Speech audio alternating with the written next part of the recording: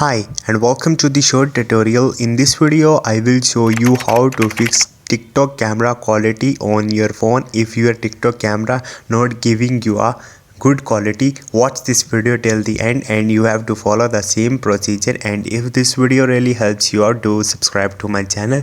So first of all, you have to open your TikTok mobile application and you have to click on your profile from the right bottom. Once you will do it, here you will see three lines on the right top, so click on it. Once you will click on it, here you will see different options, so you have to search for the data saver from here. Click on it.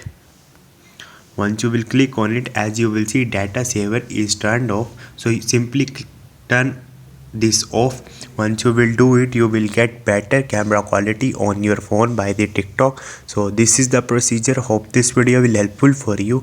If you have any question, you can ask me in the comment section and don't forget to subscribe my channel. Thank you.